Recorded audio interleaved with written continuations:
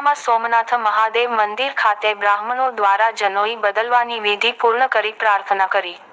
ઉપલેટા મોજ નદીને કાંઠે વર્ષો જૂનું સોમનાથ મંદિર આવેલ છે, જ્યાં બાજુમાં જ મોજ નદી વહી રહી હોય અને શ્રાવણ માસના તહેવારોમાં આ મંદિર પર દર વર્ષે એક સુંદર મેળો ભરાતો હોય છે, જ્યાં હજારો શ્રદ્ધાળુઓ સોમનાથ મહાદેવના દર્શન કરવા આવતા હોય છે.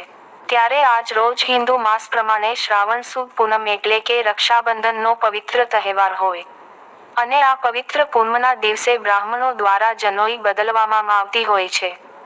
તો આ વર્ષે પણ રક્ષાબંધનના પવિત્ર દિવસે સોમનાથ મહાદેવ મંદિર ખાતે બ્રાહ્મણોએ જનોઈ વિધિનો એક કાર્યક્રમ રાખ્યો હતો. ત્યારે દરેક બ્રાહ્મણ તેમજ અન્ય શ્રદ્ધાળુઓ દ્વારા ભવ્ય ઉજવણી કરી વિધિવત રીતે કાર્યક્રમ પૂર્ણ કરી જનોઈ બદલવાની વિધિ કરવામાં આવી હતી અને ત્યારબાદ તમામ લોકો સાથે ભોજન સમારંભ યોજવામાં આવ્યો હતો. રિપોર્ટર અરશીભાઈ આહિર, ઉપલેટા.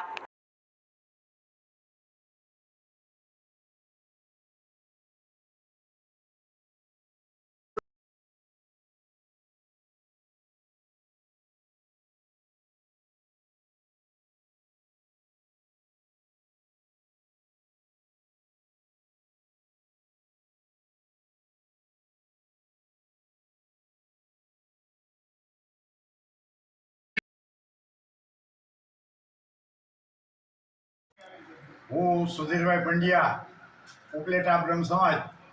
આજે સોમનાથ મહાદેવના સાનિધ્યમાં ઉપલેટાના સૌ બ્રાહ્મણો દ્વારા અમારો આ વૈદિક ઉપાકર્મ સંસ્કાર સંપન્ન કરવામાં આવે છે.